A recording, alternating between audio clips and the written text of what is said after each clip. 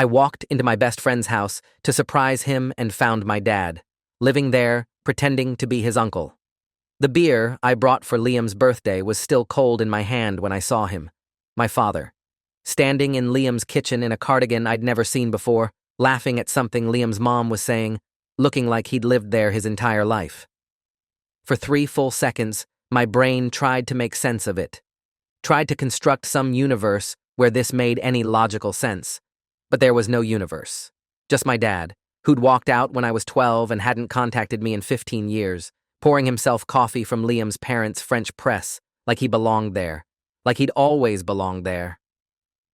The late afternoon sun was streaming through the window behind him, illuminating dust particles in the air and catching the gray at his temples. He looked healthy, content, more at peace than I'd ever seen him when he actually lived with us. Liam spotted me first, his face lighting up before confusion crashed over it. "Dude, you're early. Wait, have you met my Uncle Rob?" Uncle Rob. The name hung in the air between us. My father turned, and I watched his face do something I'd never seen before. A micro-expression of pure terror followed immediately by practiced warmth. He recovered in under a second, but I'd seen it. The recognition, the fear. And I knew, with absolute clarity, that I'd just walked into something far worse than abandonment. I stood frozen in the doorway while Liam crossed the kitchen toward me, completely oblivious to the earthquake happening inside my chest. "This is my Uncle Rob I was telling you about. He moved in last year after his divorce. Helped him get back on his feet, you know?" My father. Uncle Robow extended his hand with a smile that would have fooled anyone who didn't share his DNA. His eyes, though. His eyes were screaming at me to play along, begging me not to detonate the bomb I was holding. I looked at that hand, calloused in all the same places I remembered from childhood, the same crooked pinky finger he'd broken when I was 8. The familiar sight of it in this completely unfamiliar context made something crack in my chest. Not sadness, not anger yet, just this profound sense of unreality, like I'd stepped through a portal into a dimension where everything was slightly wrong. I'd been best friends with Liam since sophomore year of high school, 11 years. We'd shared everything. Apartments during college, girlfriend's drama at 3 in the morning, career struggles over cheap beer, late-night confessions about our shitty fathers and the wounds they'd left. And the whole time, his Uncle Rob was my dad, living 20 feet above us while we talked about abandonment, pretending to be someone else, someone better. I shook his hand, because my body did it automatically, muscle memory overriding shock, and his palm was sweaty. The kitchen suddenly felt too small, too bright, too full of the smell of whatever casserole Liam's mom had made, something with cheese and breadcrumbs that, under normal circumstances, would have made my mouth water. Now, it just made me nauseous. I heard myself say something about needing to use the bathroom. Watched Liam point down the hall with that easy familiarity of someone who'd done it 100 times, felt my legs carry me there on autopilot while my mind screamed static. I locked the door and sat on the edge of the bathtub, staring at the beer bottle in my hand like it might contain answers. The bathroom was decorated in soft blues and whites, seashell soap dish on the counter, family photos on the wall. I forced myself to look at them. Liam's high school graduation, his sister's wedding, a beach vacation from a few summers ago. And there, in 3 of them, was my father, smiling, present, part of the family tapestry, like he'd always been there. My phone was out before I decided to use it, pulling up photos from 15 years ago. There weren't many. Mom had purged most of them after he left, a bonfire in the backyard that I'd watched from my bedroom window. But I had one saved in a hidden folder, a fishing trip from when I was 11, Dad's arm around my shoulder, both of us holding up a base that had taken us 2 hours to land. I zoomed in on his face. Same crooked nose he'd broken in high school playing football, same scar through his left eyebrow from a childhood bike accident he'd told me about a dozen times. Same asymmetrical smile where the left side lifted higher than the right. Uncle Rob and my father were the same person, and somehow Liam had never noticed. Had never seen the resemblance between me and the man who'd been living in his house for over a year, sharing meals, sharing stories, sharing the kind of everyday intimacy that builds families.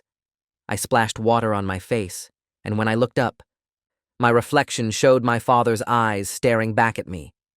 We had the same green-gray color, the same deep-set shape that made us look tired even when we weren't. The same slight downturn at the outer corners that Mom used to call sad eyes. How had no one noticed? How had Liam looked at me every day for years and never once connected me to the man sleeping in his guest room? I gripped the edge of the sink, knuckles white, and tried to breathe through the panic rising in my throat. This wasn't just a coincidence. This wasn't Dad happening to be in the same city, the same neighborhood. This was targeted, deliberate. He'd chosen this family, chosen my best friend, and I needed to understand why before I destroyed everything with the truth. I came back to the kitchen with a plan forming. I'd pull Dad aside, demand answers privately, figure out what the hell was happening before destroying Liam's reality. But the moment I walked in, Liam's mom, Patricia, wrapped me in a hug that smelled like vanilla and fabric softener and unconditional maternal warmth. "Liam's told us so much about you. We're so glad you could come early. Rob was just telling us about his nephew." "That's you, apparently." "Small world." She laughed, delighted by the coincidence, and I felt my blood turn to ice in my veins. Rob had a nephew. I looked past her shoulder to where my father stood frozen, coffee mug halfway to his lips, and watched the careful calculation in his eyes. He'd told them about me, as Rob's nephew. He'd woven me into his fake identity, created a backstory that would inoculate them against the truth, built a narrative where we were supposed to be connected. If I told them now who he really was, I'd sound insane. I was already supposed to be his nephew in their minds. They'd think I was confused, or joking, or having some kind of mental breakdown. The strategic genius of it made me want to vomit. This wasn't impulse. This wasn't panic. This was calculated, methodical planning. He'd anticipated the possibility that our paths might cross, and he'd built in plausible deniability, layers of protection that would make exposing him nearly impossible without destroying everything. I sat down at their kitchen table because standing was becoming difficult, legs shaking with adrenaline, and accepted a plate of cookies I had no intention of eating. For the next 2 hours, I endured the most surreal experience of my life. Liam's dad, Gordon, clapped Uncle Rob on the shoulder and told stories about their fishing trips, about the time Rob had saved them money by fixing the water heater himself, about his dry sense of humor and reliability. Patricia showed me photos on her phone Rob at their Christmas party wearing a Santa hat, Rob helping Gordon build a deck last summer with his shirt off and sweat on his forehead, Rob at Liam's sister's graduation looking proud in a suit I'd never seen. 8 years of documented history, cataloged in someone else's phone, proof that my father had built an entire life here. My father had been in Liam's life longer than I'd known Liam. The math made my head spin and my stomach drop. When Liam and I became friends at 16, standing awkwardly at a locker comparing notes about a history test, my dad was already positioning himself in this family. When we became roommates in college, splitting rent on a terrible apartment with paper-thin walls, Dad was probably already calling himself Rob, already sitting at this kitchen table. When I'd confessed to Liam about my absent father on a drunk night during junior year, cried about the abandonment, about the child support he never paid, about the birthday cards that never came. Dad had been upstairs in this same house, living a completely different life, hearing Liam come home and ask how his day went. I watched him laugh at Gordon's joke about a fishing lure, watched him ruffle Liam's hair with familiar affection the way he used to do to me when I was small, and understood with cold clarity that he'd replaced me. Found a better son in my best friend. A better family in my chosen family. Found people who didn't remind him of his failures, who didn't carry the weight of everything he'd broken. The realization sat in my chest like a stone. Every time Liam had told me about Uncle Roba, how supportive he was, how easy to talk to, how present. I'd nodded along, maybe felt a twinge of jealousy that Liam had an uncle who cared while my dad had vanished. Never knowing I was being jealous of my own father, of the man he'd decided to be for someone else. I excused myself before the birthday dinner, claiming a work emergency that made Liam's face fall with genuine disappointment. "But you're staying for cake at least, right? Mom made your favorite, chocolate with that raspberry filling you liked last time." The kindness of it, Patricia remembering my preferences. making something special for me, made everything worse. I was about to ruin these people. Maybe not today, but soon. I'll try to get back, I lied, and hugged Liam hard enough that he laughed and pushed me away, told me I was being weird. I left without looking at my father again, couldn't trust myself not to lunge across the kitchen and demand answers while everyone watched. I drove 3 blocks before pulling over, hands shaking too badly to keep control of the wheel. My car was parked outside a elementary school, playground empty in the fading light, and I sat there gripping the steering wheel until my knuckles ached. For 15 years, I'd constructed elaborate narratives about why he left. Depression that he couldn't admit to, hidden addiction that spiraled out of control, a secret second family that predated us, death. Evana, part of me, had always suspected he died somewhere alone and no one had bothered to track us down and tell us. But this? Living 20 minutes from my apartment, embedded in my best friend's family, close enough that we could have passed each other at the grocery store any Sunday for the past 8 years.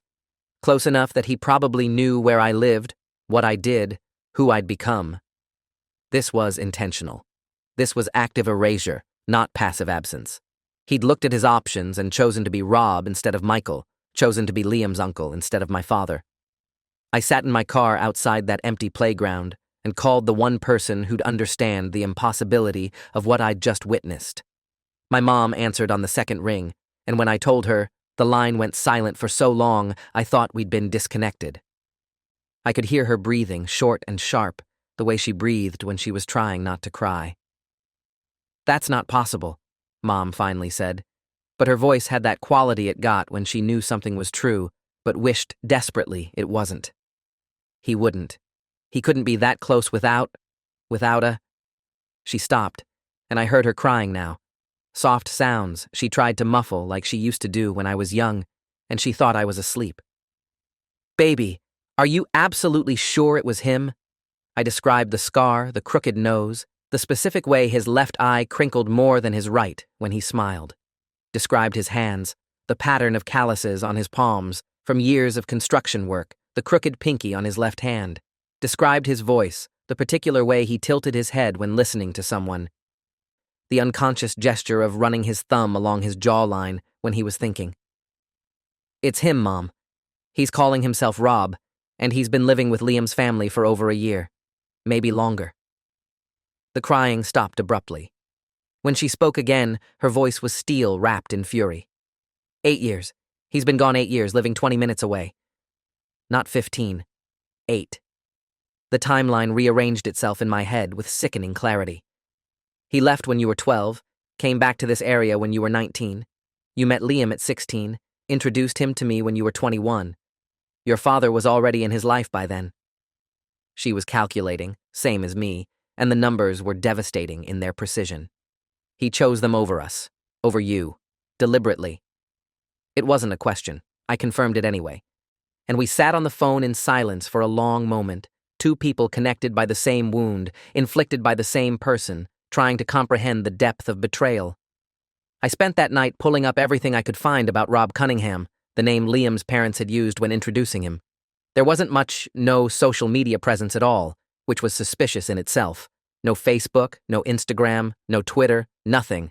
No digital footprint beyond a phone number listed in Liam's family directory that I'd seen on a contact sheet once, and a LinkedIn profile with no photo that claimed he worked in consulting.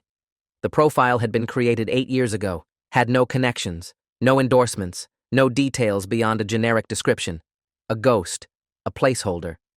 But my father, Michael Brennan, had left more of a trail before vanishing. I found court documents from my parents' divorce, including the child support order he'd ignored for a decade before the state finally gave up trying to collect. Found his last known address from 7 years ago. An apartment complex 2 cities over, cheap 1-bedroom units that rented by the week. Found an arrest record from when I was 13 for writing bad checks, a charge that got dismissed when he paid restitution. Then nothing. The trail went cold. He'd gone dark the same year he became Rob Cunningham, erased Michael Brennan from the world, and stepped into someone else's life. I took screenshots of everything, started a folder on my desktop labeled Evidence, even though I didn't know what I'd do with it yet. Around midnight, my phone buzzed with a text from Liam. "Hey man, you feeling okay?" You seemed weird earlier when you left. Uncle Rob said you looked pale, asked if you were coming down with something. I stared at that message for 5 full minutes, rage building in my throat like vomit that I couldn't quite swallow. Of course Dad had noticed. Of course he was already managing the narrative, planting seeds of concern, making sure Liam worried about my health instead of questioning the strange interaction between us, making himself look attentive and caring while subtly suggesting I might be unreliable, might be seeing things, might be confused. It was masterful manipulation, and I hated how good he was at it. I called Liam instead of texting back because I needed to hear his voice, needed to gauge how deep this went, needed to understand what I was dealing with. Sorry, yeah, migraine came on fast. You know how they get. A lie, but one that would satisfy him, one that fit the narrative Dad had already started building. Listen, random question. How long has your Uncle Rob been around? You've mentioned him a few times over the years, but I'm realizing I don't actually know the full story of how he ended up living with you guys. Liam launched into it immediately, voice warm with family affection, completely unsuspecting. Rob had shown up 8 years ago. Gordon's younger brother who'd been estranged from the family for years after a bad falling out over their parents' estate. He'd been living out of state, working construction in Montana or maybe Wyoming. Liam wasn't sure exactly where got divorced from a woman he never talked about, and Gordon had offered him a place to recover and get back on his feet. At first, it was supposed to be temporary, just a few months while he figured out his next move, but then he started helping around the house, got along great with everyone, and it just made sense for him to stay, you know? He's been great, though. Really turned his life around. Helped me get through my dad's cancer scare last year when I was losing my mind. Helped Rachel through her breakup. Just, you know, solid. Present. Sometimes I think he's more of a dad to me than my actual dad, which sounds terrible to say out loud, but it's kind of true. A knife between my ribs would have hurt less. Each word was a fresh cut, precise and deep. Wait, Gordon's brother? So Rob is Gordon's biological sibling? I tried to keep my voice neutral, tried to sound like I was just making conversation. Yeah, younger by like 6 years, I think.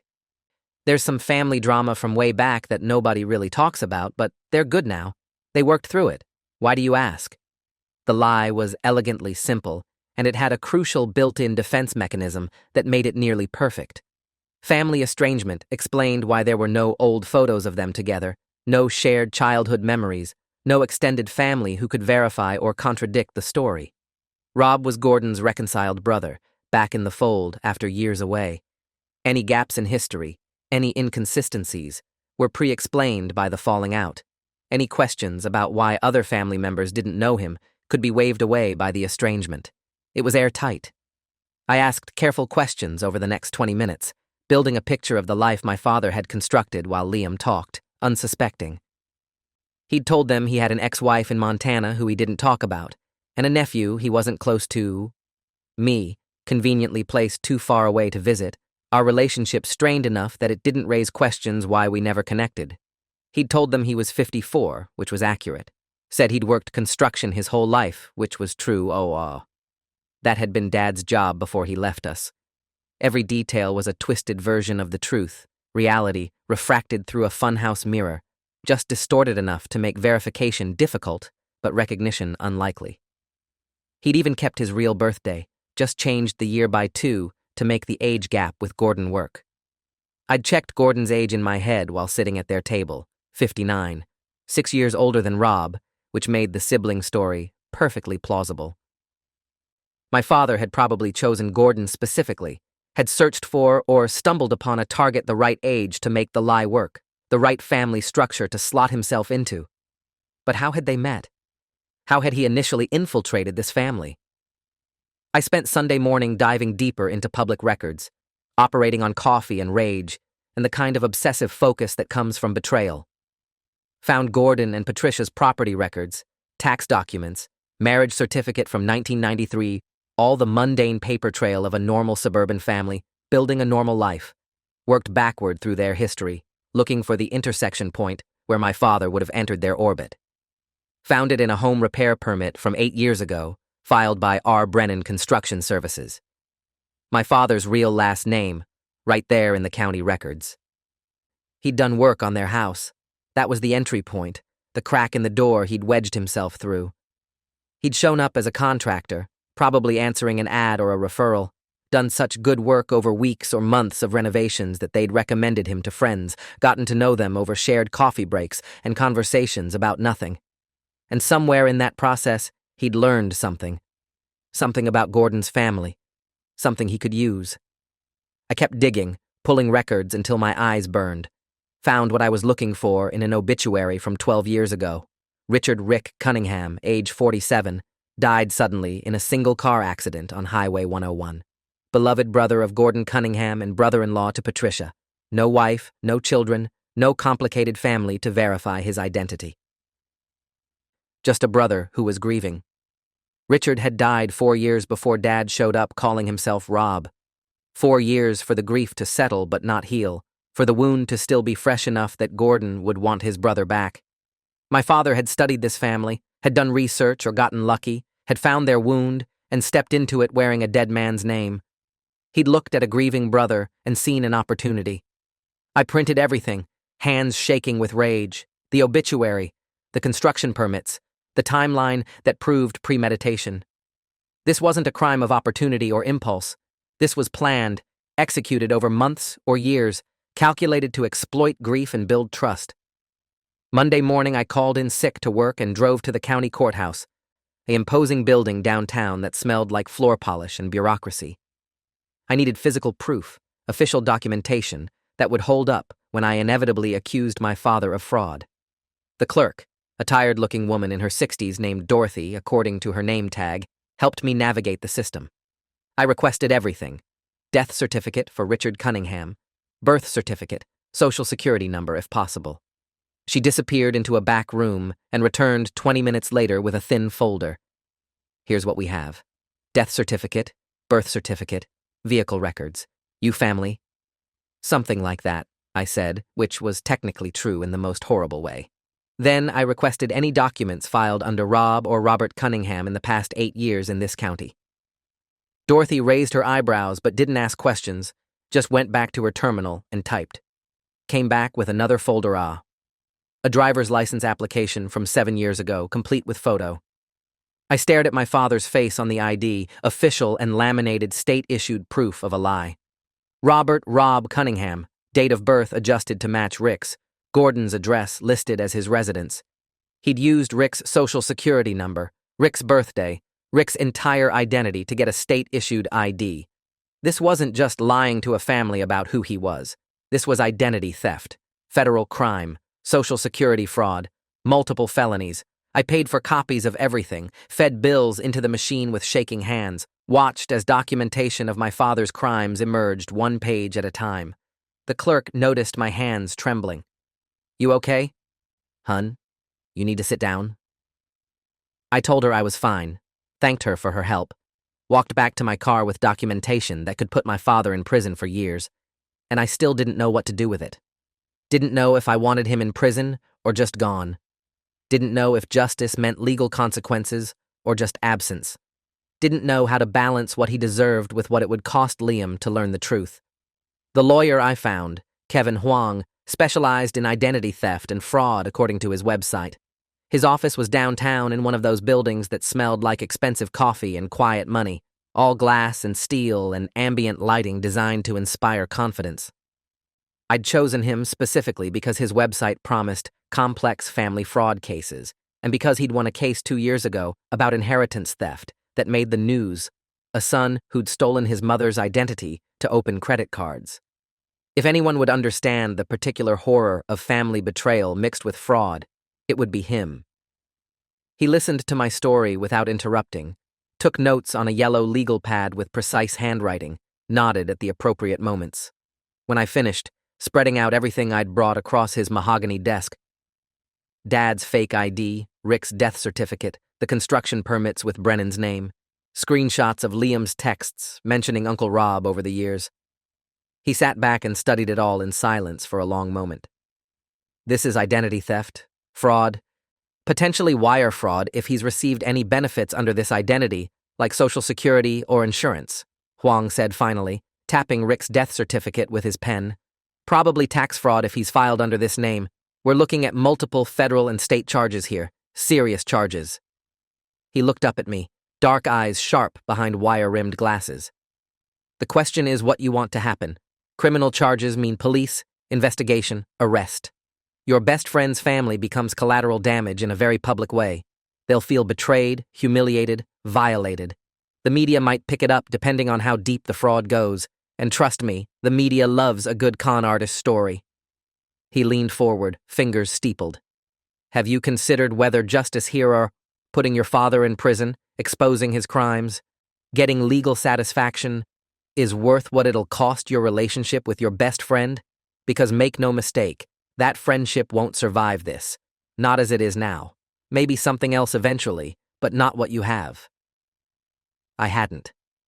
I'd been so focused on the impossibility of my father's audacity, on the sheer insane boldness of stealing a dead man's identity and inserting himself into my best friend's family, that I hadn't thought through the explosion that would follow exposure. Liam would lose his Uncle Rob, the man who'd apparently been a better father figure than his actual father. Learn his family had been conned for 8 years by a criminal. Question every moment of connection they'd shared, wondering what was real and what was performance. Patricia and Gordon would feel violated, stupid, potentially financially devastated if Dad had stolen money or benefits. And me, oh, I'd be the one who destroyed their reality, brought the truth that shattered their trust in everything, the messenger who delivered poison. Huang saw me hesitate, saw the conflict playing across my face. There's another option. Confront him directly, privately, get him to leave voluntarily with some plausible excuse. No police, no charges, no public humiliation for anyone. He disappears from their lives, tells them some lie about needing to move for work or health reasons, and you never tell your friend the truth about who Rob really was. You keep the evidence as insurance in case he ever tries to contact them again. I sat with that for a long moment, testing how it felt in my chest. The idea of my father escaping consequences again, walking away free after years of fraud, made my stomach turn with acid. But the idea of destroying Liam's family, of becoming the bearer of this trauma, of watching Patricia cry and Gordon's trust shatter and Liam's world implode, that felt equally wrong. Maybe worse, because they were innocent. They hadn't done anything except be kind to someone who was lying to them. How long do I have to decide? I asked, my voice rough. Huang leaned back in his expensive leather chair. Statute of limitations on identity theft is 5 years from discovery in California. You just discovered it, so technically 5 years. Realistically, the longer he stays embedded in that family, the more damage he does, the harder it becomes to extract him without maximum fallout. I'd say you have a few weeks before this gets significantly worse. Before he gets even more entrenched, before the lies multiply, before the consequences of exposure become even more devastating. I left Huang's office with a plan forming that satisfied neither justice nor mercy, but lived somewhere in the uncomfortable space between them. I'd confront my father, record the conversation to have proof of his confession, get him to admit what he'd done on tape. Then I'd give him a choice: disappear from Liam's family voluntarily and leave me and my mother alone forever, or I'd take everything to the police and let the system destroy him publicly.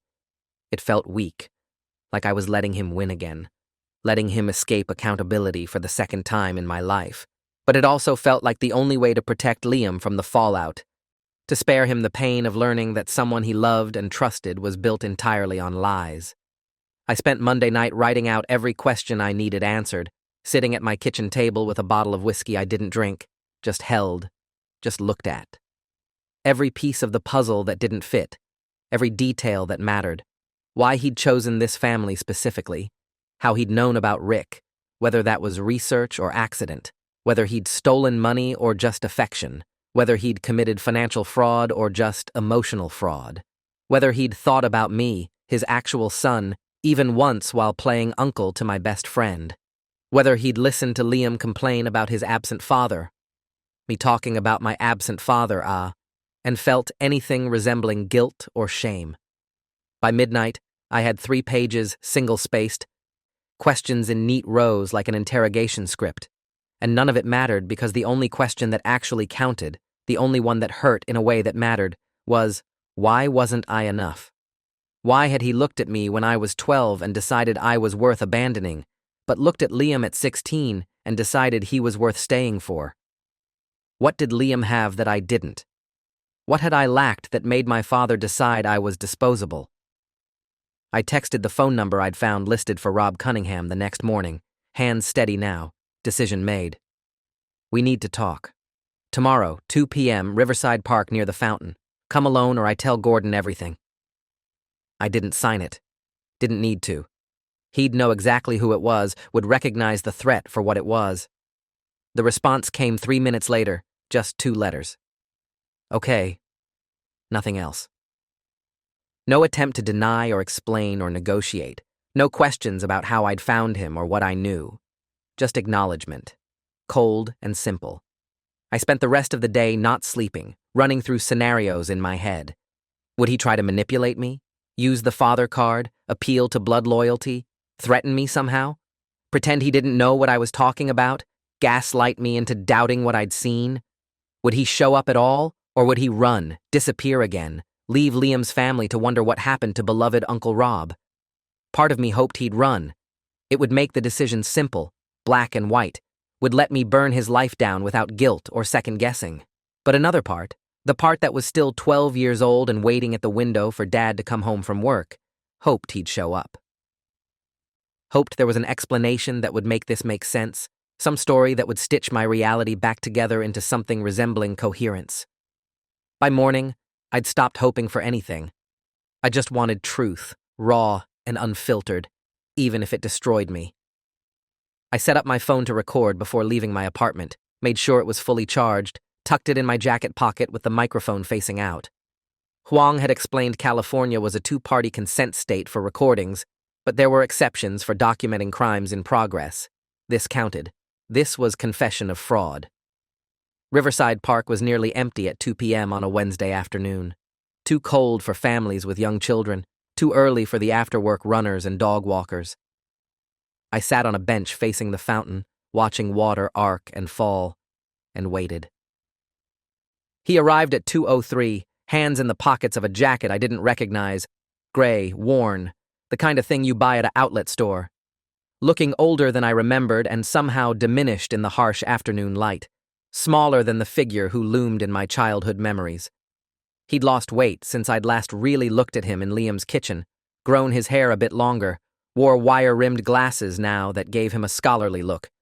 Small changes that had probably been enough to keep Liam from seeing the resemblance between his uncle and his best friend, enough to prevent recognition. He sat down at the other end of the bench, maintaining careful distance, and for a full minute, neither of us spoke. The fountain filled the silence, water hitting water in endless rhythm. "You look good," Dad finally said, his voice careful. Every word chosen with precision. "Healthy, successful. Your mom must be... she must have told you about college and everything. How you did." The casual mention of Mom hit like a slap, and I felt my jaw clench. "You've talked to Mom? When? Recently?" He shook his head quickly. No. I just meant, I assumed she'd told you about going to college, that you went to college, not that I've talked to her." He was nervous, fumbling words in a way I'd never seen before, and I realized he'd probably been dreading this conversation for 8 years. Every time he saw Liam, every time I was mentioned, he must have felt this moment approaching, inevitable as a train. Good, he should dread it. I pulled out the folder I'd brought. Copies of all the documents, all the evidence of his fraud. Put Rick's death certificate on top deliberately, the official record of the man whose life he'd stolen. Slid it across the bench between us like an accusation. Robert Cunningham, born March 15th, died 12 years ago in a single-car accident on Highway 101. Survived by his brother Gordon, sister-in-law Patricia. No wife, no kids, clean slate. I watched him pick up the folder with hands that shook slightly.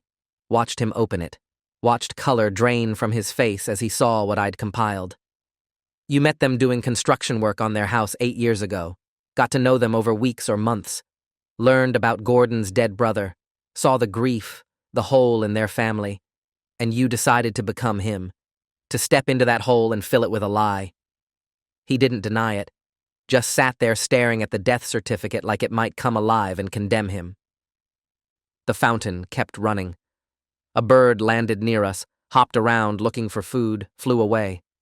Finally, after what felt like hours but was probably 2 minutes, he spoke. You weren't supposed to meet them. You and Liam. When you became friends, I didn't know. He'd already mentioned you a few times, but just as my friend Jake. No last name. I didn't know it was you until he brought you to the house that first time, 3 years ago. Introduced you to Gordon officially, told me about his best friend Jake Brennan from college. And I froze. I couldn't leave without explaining why, and I couldn't explain without destroying everything. So I mentioned having a nephew I wasn't close to. Built you into the story as insurance. I didn't know what else to do.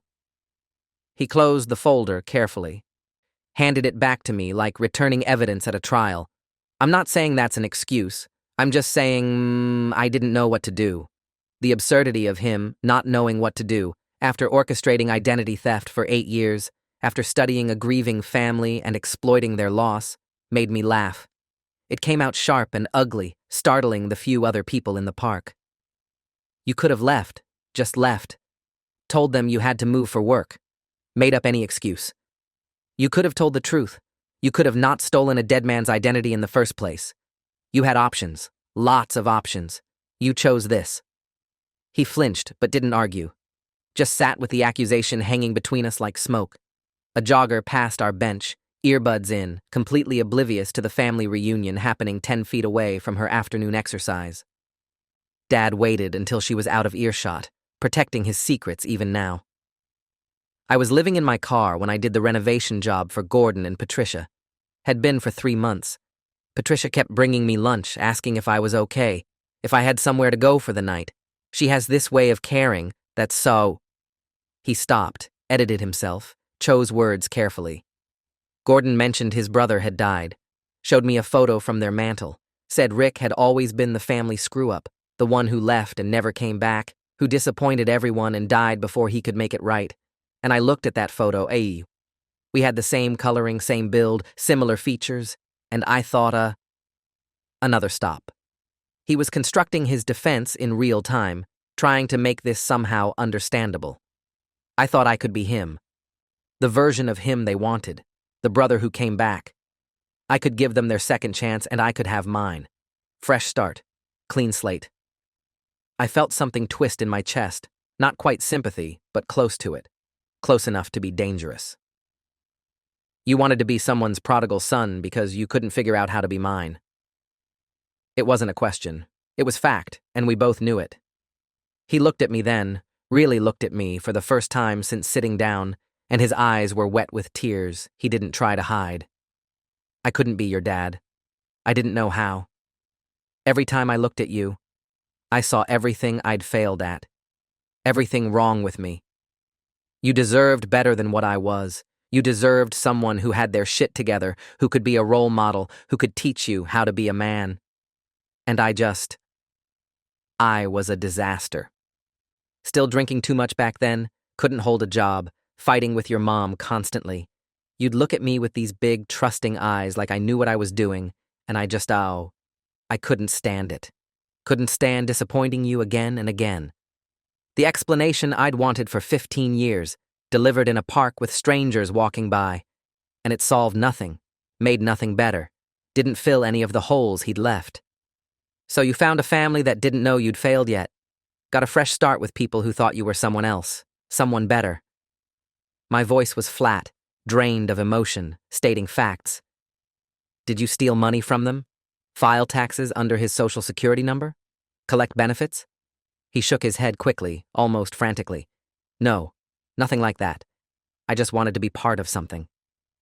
Part of a family that didn't look at me and see all the ways I'd already disappointed them. That's all. I helped around the house, fixed things, paid my way with odd jobs. I didn't take anything except being part of something. The admission hung there between us, pathetic and human and not enough. Not nearly enough to justify any of this. I pulled out my phone, held it up so he could see the recording app, the red dot that meant it had been capturing everything. Watched comprehension and fear cross his face in sequence, watched him understand what I held. That's insurance, I said, keeping my voice level and cold. Evidence.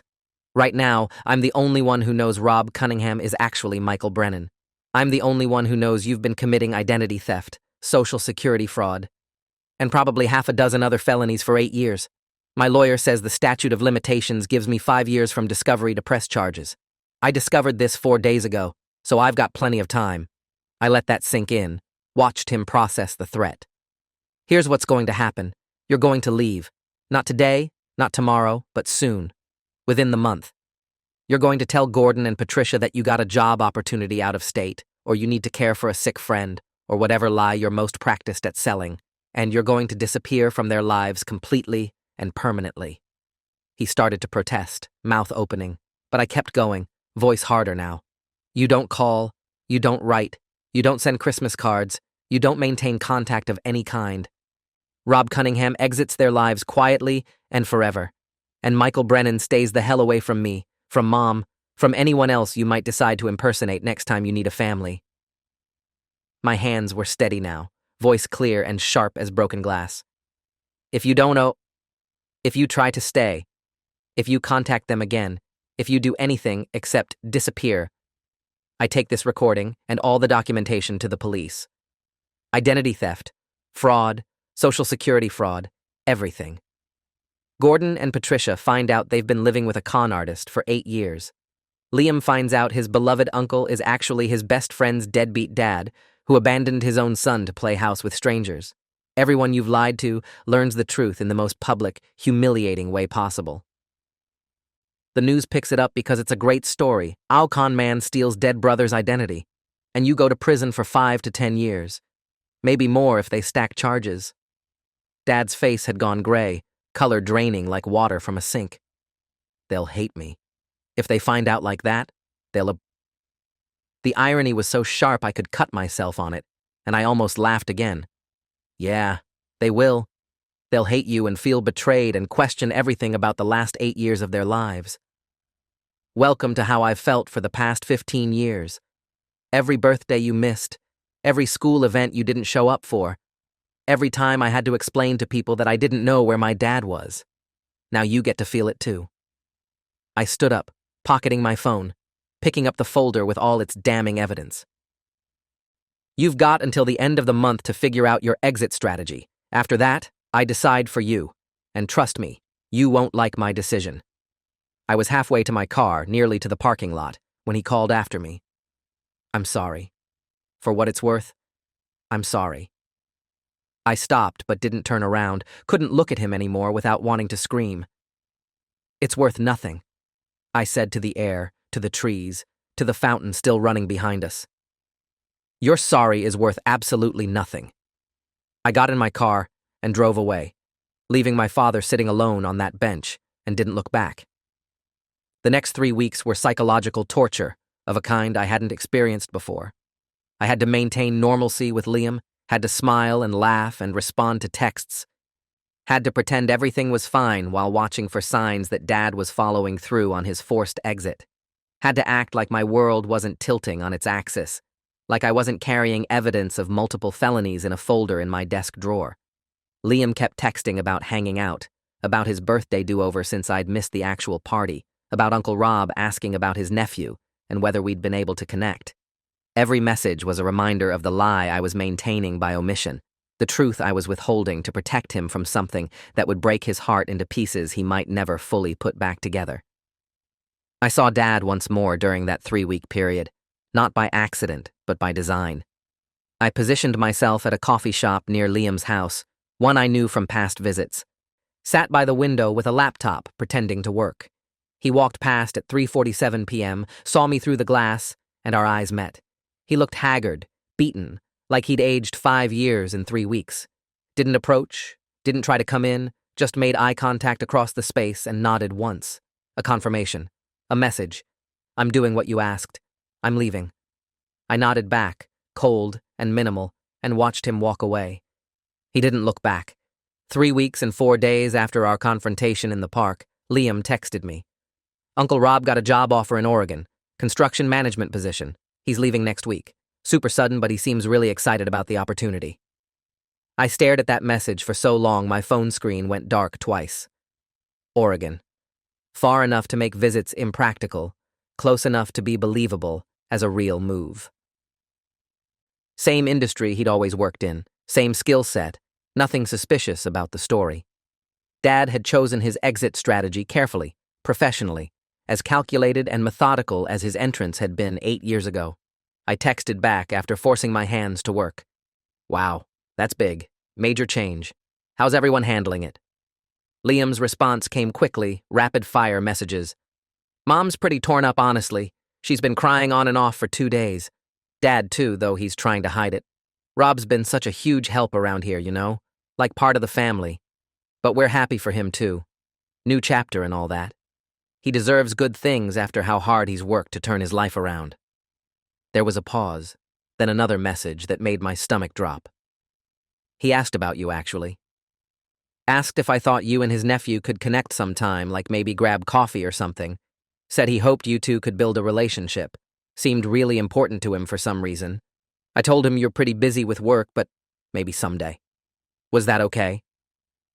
The manipulation in that dad, positioning himself as caring, as someone who wanted connection with his nephew, as a good person trying to mend estranged family relationships, made my jaw clench so hard I felt my teeth ache.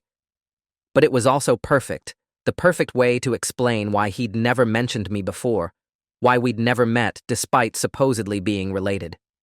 A estranged relationship he'd been hoping to repair but never quite managed. Exit strategy wrapped in a plausible emotional narrative that made him look sympathetic. I hated how good he was at this. Hated that he could lie this smoothly while also following through on our deal, could manipulate everyone's emotions while doing what I'd forced him to do. Yeah, that's fine, I typed back. Maybe someday when things settle down. Another lie added to the pile. The following week, on a gray afternoon that matched my mood perfectly, Liam's family threw Uncle Rob a going-away party. I was invited, of course. Received a text from Patricia with details, warm and welcoming. We'd love to have you. Rob's been asking about you.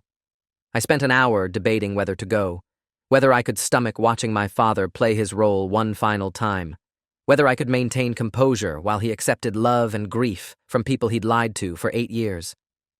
In the end, I went because not going would raise questions, would seem weird, would potentially make Liam suspicious, and because some masochistic part of me needed to see the ending, needed to witness the conclusion of this horrible story I'd become part of.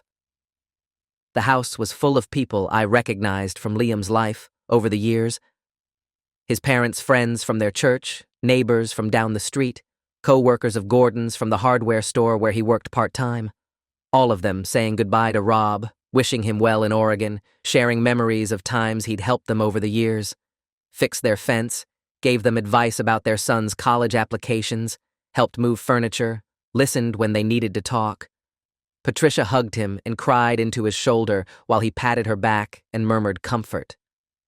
Gordon made a speech about second chances and family and never giving up on people you love, his voice breaking in the middle, having to stop and collect himself. And my father stood in the center of it all, accepting their love and grief and gratitude, and I knew with certainty that he genuinely felt it. That was the worst part, somehow.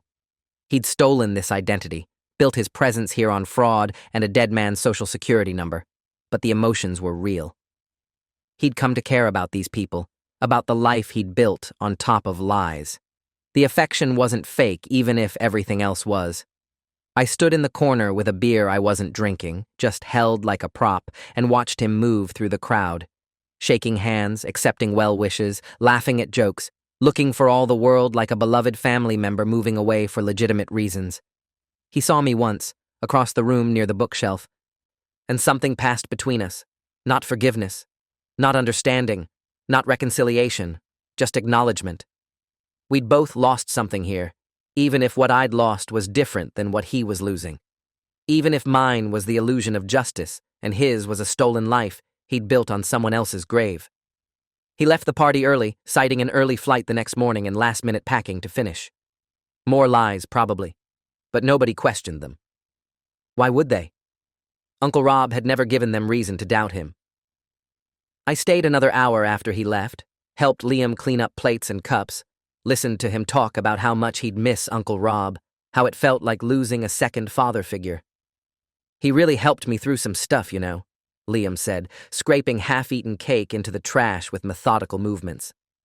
"When I was struggling with whether to take the promotion at work, when things were really rough with my ex-girlfriend Amanda, and I thought I might never get over her, when I was thinking about dropping out of grad school because the pressure was too much, he was just solid, present. Never judged me, never told me I was being stupid, just listened and asked good questions. I don't know if I told him enough how much that mattered. How much he mattered. I made appropriate sounds, said the right things about how Rob clearly knew how much Liam valued him, felt my chest tighten with the weight of what I knew and couldn't share. This good thing in Liam's life, this person who'd genuinely helped him grow and heal and become better, was built on a foundation of fraud and abandonment and stolen identity. The truth would destroy the good parts along with the bad, would taint every memory with the knowledge of deception, would make Liam question whether anything real had happened at all. So I helped wash dishes and said nothing, protecting Liam from a truth he didn't need to carry, enabling my father's escape from consequences he absolutely deserved. The moral math didn't add up, would never add up no matter how many times I tried to calculate it. But it was the choice I'd made, and I'd have to live with it forever. 2 days later, after Dad had supposedly moved to Oregon, I got a text from an unknown number. Just one line. "Thank you. I'm sorry." I knew who it was without checking. Knew the number would be disposable, probably from a burner phone or app. Didn't respond, just blocked the number immediately and deleted the message. Then I sat in my apartment alone in the dark and cried for the first time since I was 12 years old, not for what I'd lost, but for what I'd chosen to sacrifice. Justice for mercy. Truth for peace. The satisfaction of watching my father face consequences for the comfort of my best friend's ignorance. My father was free, unpunished by any system, living somewhere under whatever new identity he'd construct next, because men like him always did. The recordings and documents sat in a folder in my desk drawer, evidence I'd never use because using it would hurt Liam more than it would hurt Dad.